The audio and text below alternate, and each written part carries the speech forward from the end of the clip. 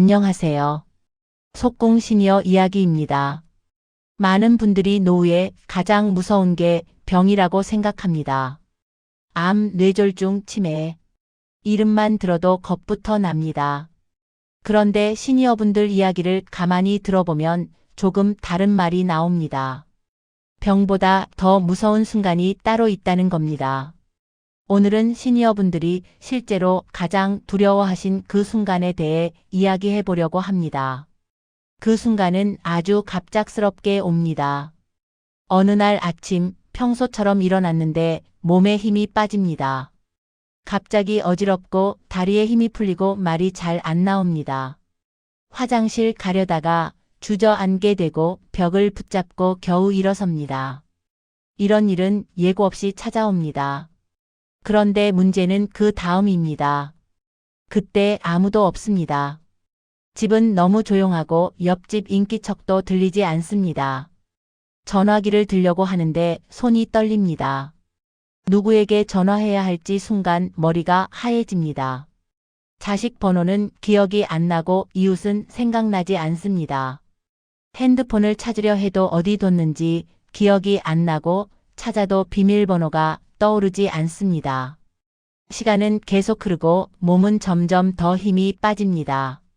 이 순간이 병보다 더 무섭다고 많은 분들이 말씀하십니다. 실제로 한 어르신은 이렇게 말씀하셨습니다.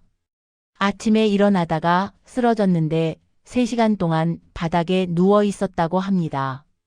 전화기는 손 닿는 곳에 있었지만 힘이 없어서 못 잡았다고 합니다. 그때의 공포는 아픔보다 훨씬 컸다고 하십니다. 또 다른 순간이 있습니다. 병원에서 검사 결과를 들을 때입니다.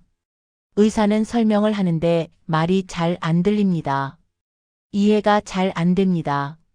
수술이 필요하다는데 어떤 수술인지, 언제 해야 하는지, 비용은 얼마나 드는지. 궁금한 건 많은데 뭘 물어야 할지 모르겠습니다. 옆에 같이 들어줄 사람이 없습니다. 의사는 바쁜 듯 다음 환자를 부릅니다. 손에는 진단서와 처방전만 쥐어져 있고 무슨 말인지 하나도 모르겠습니다. 집에 돌아오는 길 혼자 버스를 타고 창밖을 보면서 눈물이 난다고 하십니다. 아픈 것보다 혼자라는 게 더 서럽다고 말합니다.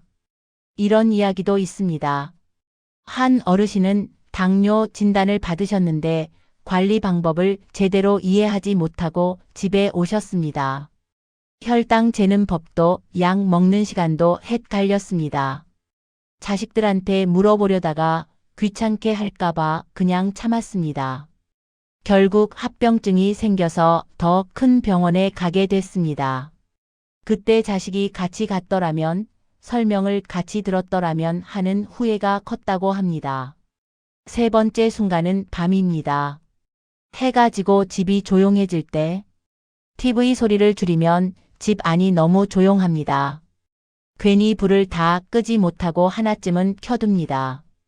침실불, 화장실불, 거실불까지. 전기세가 아깝지만 그래도 켜둡니다. 혹시 무슨 일이 생기면 누가 알까? 그 생각이 먼저 듭니다. 밤에 깨서 화장실 가다가 넘어지면 어떡하지? 아침까지 아무도 모르면 어떡하지? 그런 생각이 자꾸 듭니다. 잠이 잘 안 오는 이유가 몸이 아파서가 아니라 혼자라는 생각 때문입니다.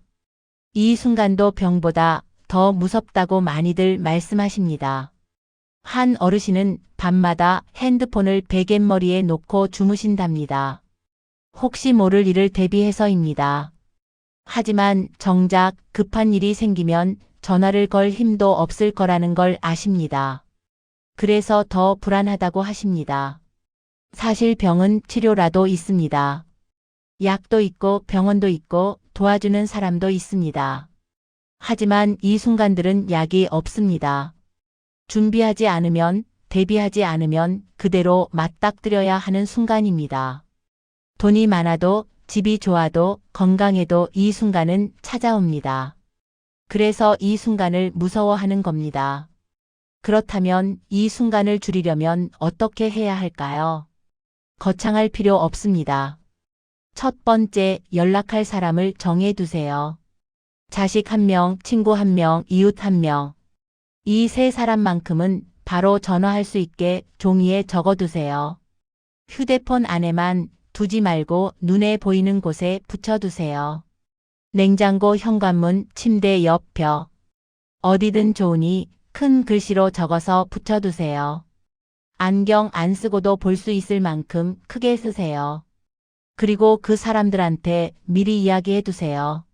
내가 연락하면 꼭 받아달라고, 급한 일이 있을 수 있다고. 부담스러우면 이렇게 말씀하세요. 서로를 위한 거라고. 나도 네가 필요하면 달려갈 테니까 너도 그렇게 해달라고. 두 번째, 내 상태를 누군가는 알게 하세요. 매일은 아니어도 좋습니다. 이틀에 한 번, 사흘에 한 번이라도 안부를 주고받는 사람이 있어야 합니다. 오늘 괜찮다, 오늘은 좀 힘들다. 이 정도만이라도 주고받는 관계면 충분합니다. 요즘은 카톡으로 간단히 인사하는 것도 방법입니다. 아침마다 굿모닝 스티커 하나만 보내도 됩니다. 그것만으로도 내가 살아있고 핸드폰을 만질 수 있다는 신호가 됩니다. 만약 이틀 동안 연락이 없으면 확인해 달라고 부탁해 두세요. 이웃이랑 친하시다면 더 좋습니다. 하루 한 번씩 계단에서 마주치는 것만으로도 서로 안부를 확인할 수 있습니다.